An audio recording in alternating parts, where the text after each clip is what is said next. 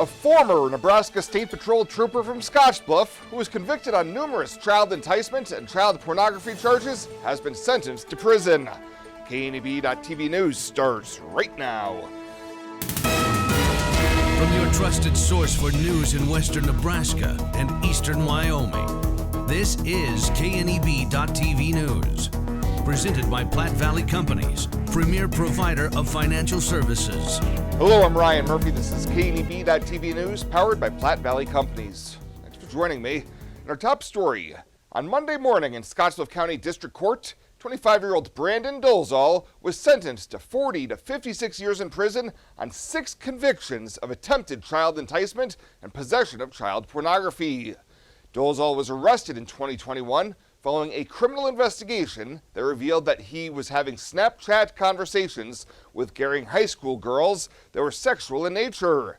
Prosecuting attorney Sandra Allen with the State Attorney General's office condemned Dolezal for abusing his power as a law enforcement officer to manipulate children. He used his position with the patrol to try to find his victims. He would talk to them immediately after he Snapchatted them and befriended these victims. He would talk to them about his job, telling them he's a patrolman. He would send them pictures of his car, and he would talk to them about their cases, his arrests that he would make.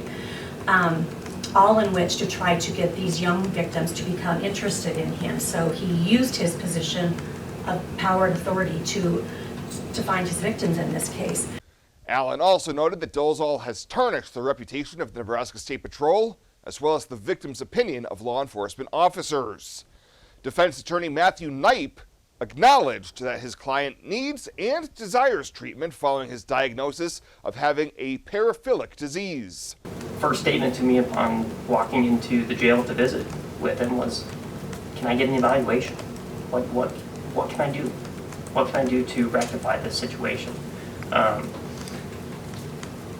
Albeit better late than never. At the bare minimum, Your Honor, he has recognized that. Afterwards, Dolezal had the opportunity to speak and address the court. Mr. Dolezal, anything you'd like to say? Yes, Your Honor. I just want to apologize to the victims for any damage I may have caused, to the families and friends of the victims who no doubt had to give them support during this time, and to the courts and law enforcement officers who had to work on this as well. There's nothing I can say here that will undo the damages that my actions have caused. I'm just ashamed of myself that I lacked the strength and the courage years ago to seek help for this. And I realize now how selfish that train of thought was. I was more thinking about what would happen to me if I came forward and talked to someone about this, that whether that was getting kicked out of the military or not being able to pursue my job with the patrol. And I realized how selfish that train of thought was, instead of thinking about what would, the negative effect I would have on the victims' lives. I plan on doing everything and anything I can while I'm incarcerated, all the programs, all the classes, anything that will make sure that I never do something like this again. That's all, Your Honor. Thank you. During sentencing, District Judge Travis O'Gorman said there wasn't much to say after reading the pre-sentence investigation. As the prosecution said, you used your position of authority to harm children. I think anything less than a period of incarceration would appreciate the seriousness of the offense and promote a disrespect for the law. Last month in Sarpy County, he was sentenced to 20 to 40 years for a conviction of first-degree sexual assault of a minor, and O'Gorman ordered yesterday's sentence to run consecutive to the Sarpy County sentencing. Currently, Dolezal will not be eligible for parole until 2061 and is still facing 6 counts of first-degree sexual assault of a child in Douglas County. Well, the Nebraska State Patrol is investigating an incident that occurred yesterday morning in Banner County in which a subject had died from a self-inflicted shooting. Investigators responded to the scene and learned that the Banner County Sheriff was attempting to serve a protection order and an arrest warrant on a Harrisburg resident. After preliminary investigation, NSP investigators believe that as the sheriff was attempting to make contact with the subject, 62-year-old Kevin Wynn, at the residence, Wynn exited the rear of the home, and the sheriff then heard 2 gunshots and located him deceased near a corral. The Banner County Attorney has requested the State Patrol to conduct the investigation into the incident. The investigation is ongoing. We'll have more news right after this. Swipe right, swipe left, endlessly searching. Finding the perfect match isn't always perfect, but it can be when it comes to finances. Nora found the perfect business loan. Jenny opened her first savings account. Grammy loves her checking account. We found a match for Wilson Farms. The Sandersons were matched with a mortgage. Regardless of your financial situation, Platte Valley Bank will match you with the perfect solution. Find your match at Platte Valley Bank. Life is crazy. Pain is stressful. How can anybody concentrate with these busy schedules? Now you can. This is Ben Moravec coming to you from Hydrozen, a float therapy business right here in Scotts Bluff. I'm here today to let you know we now have memberships for $49 monthly. You can guarantee yourself at least one float per month. You know how floating keeps your muscles relaxed, your joints relieved, and your brain clear to think? Now you can float at a reduced rate each month. Inquire today at hydrozenfloat.com or call us at 308-63-FLOAT. Hydrozen. Unplug and recharge. Welcome back. Exactly 1 month after Gering High School was the subject of a swatting fake school shooter hoax, another regional school was the target on Monday. Around 9:30 yesterday morning, the Torrington Police Department received a swatting call, forcing Torrington High School to be placed on hold. During that time, all students and staff remained where they were in the building, and nobody was allowed to enter or exit. Officers conducted a search that confirmed there was no danger to students or staff at the school, and the hold status was removed at 9:48 a.m. The situation was quickly and safely resolved through cooperative efforts between the Torrington Police Department and the Goshen County School District. Well, this week marks the beginning of the campus visits and interviews for 3 finalists for the next president of Western Nebraska Community College. Doctors George McNulty, Greg Dart, and Samuel Brand are the finalists and will be participating in forums, campus visits, and meet and greet sessions across WNCC's 3 campuses. The WCCA Board of Governors intends to announce their selection during a special board meeting on April 19th. And the City of Gering is informing drivers that the 7th Street Union Pacific Railroad crossing will be closed from now until April 11th. The 7th Street crossing will be closed daily starting on Tuesday from 6 to 5 p.m. to allow UP to make repairs to the track. Union Pacific will have flaggers on 10th Street, Lockwood Road, and Country Club Road, and the city is requesting that drivers and pedestrians use caution when traveling in these areas and to use alternative routes. And Region 22 Emergency Manager Tim Newman was honored this week by his peers during an annual gathering of emergency managers in the state. During the annual conference of the Nebraska Association of Emergency Management in Columbus, Newman received the President's Award. According to NAEM President Donna Whitcomb, Newman was the selection and honored for his service and dedication as the organization's Panhandle Regional Area Director. She says Newman brought great discussion to the NAEM board meetings and was always ready to assist other emergency management professionals from across the state. Better sleep and better health can be found at Western Sleep Medicine in Gering. Since 2006, Western Sleep Medicine has offered the lowest cost sleep testing either in their independent sleep laboratory or the privacy of your own home. You have control over your health care and your out-of-pocket cost. All insurance is accepted for a much lower cost than the regional option. If you need a sleep study, ask for Western Sleep Medicine. They've helped thousands of people over the years and want to help you. Western Sleep Medicine. Better sleep, better health.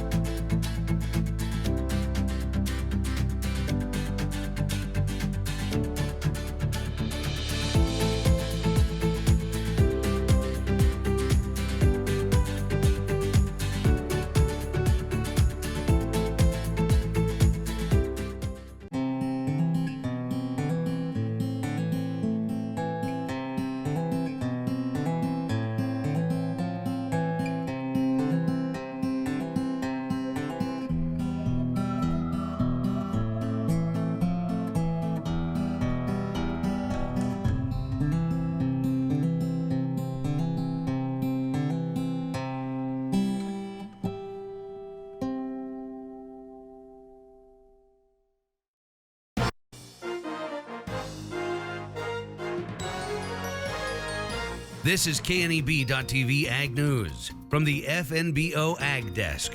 FNBO, the great big small bank. And welcome inside Pinnacle Bank Arena, of course, home of this year's 95th Nebraska FFA State Convention. And now we get to meet this year's new team. Bryce? We'll do so right now. We'll have our first Nebraska FFA state officer step up and introduce yourself as well as your chapter. Yeah, my name is Bethany Nichols, and I'm from the Bridgeport FFA chapter. Tell me a little about your background and your involvement in the FFA. Yeah, so I love agriculture. It's where I grew up, and so I've done livestock judging and employment skills during FFA. The last name Nichols is familiar for the Nebraska FFA. Any relation to former state officer Brandon Nichols? Yeah, he's my uncle. So what does it mean to you to have this role? You saw your uncle serve in that capacity, and now you get to serve in this. What's that mean to you? Yeah, it means so much to me. My whole life, I was a little like 7 or 8 year old when Brandon had it, and I've looked up to him since then, and I've wanted it since then. So it's just cool to carry on the tradition. We're the only two that have had it from Bridgeport, so it's really cool. What are you most excited about for the next year? Yeah, definitely just getting to meet everybody and hearing a bunch of FFA members' stories about what their agricultural life is and just making an impact on kids that I get to see all the time. Well, congratulations to you, Alex. I will send it over to you as we meet another one of the Nebraska FFA state officers. Yep.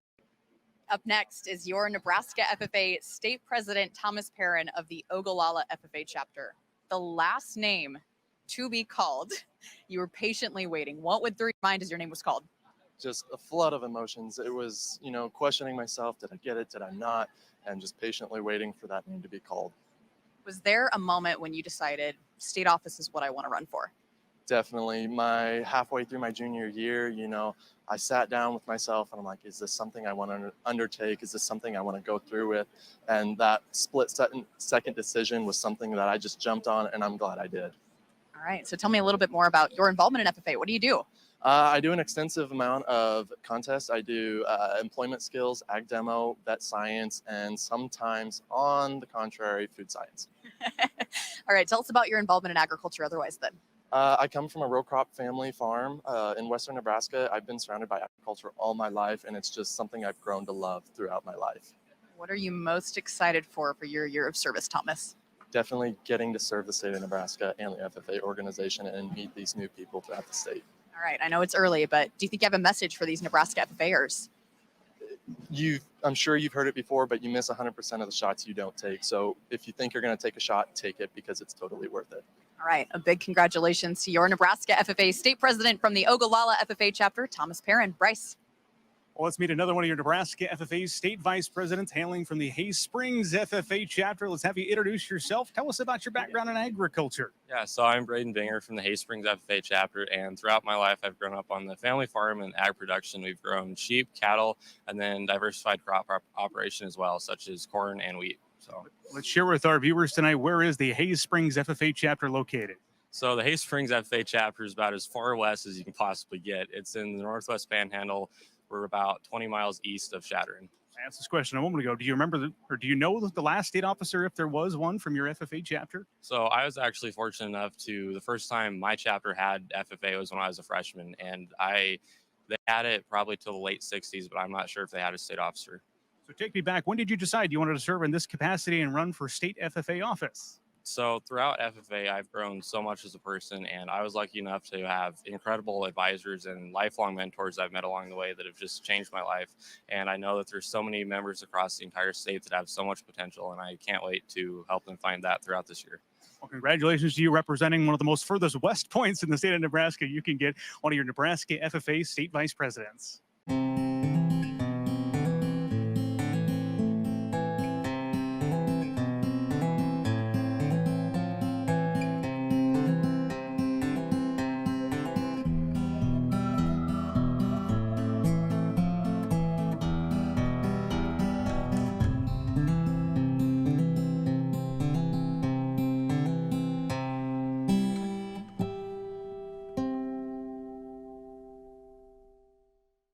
Fogs, FOGs, fats, oil, and greases can build up in the sewer pipes and lead to damaging clogs and sewer backups in your home or business. Here are some proper disposal techniques. Don't pour fogs down sinks or drains. Store grease in containers with tight-fitting lids and once full, discard in the trash. Next, wipe. Don't rinse grease off your cookware prior to washing. Finally, only flush toilet paper. Flushable wipes give fogs something to cling to and build up. Tri-City Stormwater wants you to remember it's our water, our responsibility.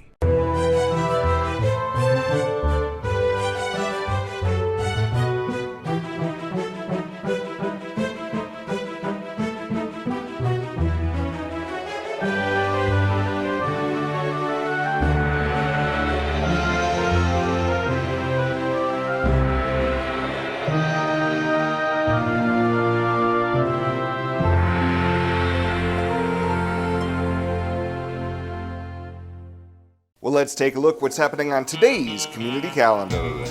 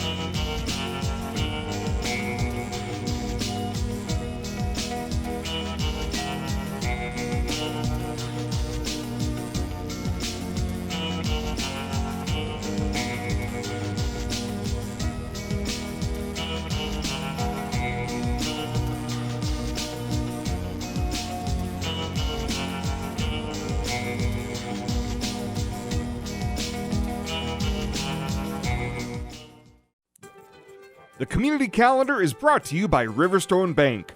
Community strong with the people you know and trust. The birds are singing. They know that spring is almost here, a time for renewal. Renewal by Andersen Windows, that is. It's almost spring, and if you've suffered through another winter in a cold, drafty house with worn-out old windows, now's the time to invest in the best windows you can get from Renewal by Andersen. Wouldn't it be great to let some fresh spring air in that house with windows that actually open smoothly, make your house quiet, secure, and save you a ton of money on energy bills? Please scan that QR code, visit rbawyoming.com. Spring is a time for renewal by Andersen. At Platte Valley Bank, we want to help you plan for tomorrow while you enjoy today. Our personalized trust services can help you do just that. You've worked hard to build your legacy, and you want to make sure that gets passed on for generations to come. We offer the professional guidance necessary to ensure that happens, according to your wishes. We pride ourselves in being friendly and professional while offering a highly tailored, full line of trust and estate planning services to accommodate you. You belong here. And finally tonight, the 41st Nebraska Lead Group was in the Panhandle this week, visiting several areas, including the UNL Panhandle Research Extension and Education Center. Dr. Terry Haney, Lead Program Director, discusses the visit. Well, we're out in Nebraska's Panhandle the last couple of days and hopefully tomorrow, depending on the weather. But we're learning about the Panhandle of Nebraska, the land, the people, the resources. Many of our participants in the Nebraska Lead Program have never traveled to the Panhandle unless they're from here. And so this gives us a chance to explore all of Nebraska now and help them become better leaders in the future. The group visited the Legacy of the Plains Museum in Gering and the Wildcat Hill State Recreation Area. Jamie Bright, a Lead participant from Kimball, said her friend got her involved in Lead.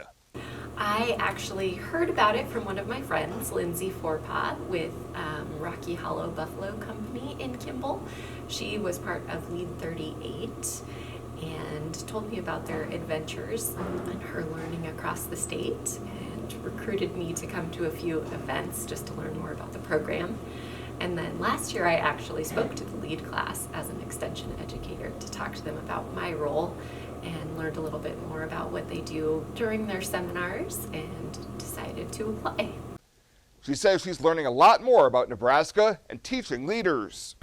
I have learned a lot about agriculture across the state. I grew up in northern Sheridan County in a ranching area, but didn't know much about farm production in much of the state. So I'm learning about different climates and water usage practices across Nebraska, as well as the different crops that are grown around the area. Bright said so far her favorite part of LEAD has been visiting Washington, D.C. To learn more about the Nebraska LEAD program, you can visit their website at lead.unl.edu. Well, that is it for us this time. Thank you so much for tuning in. Stay safe out there. We'll see you here next time.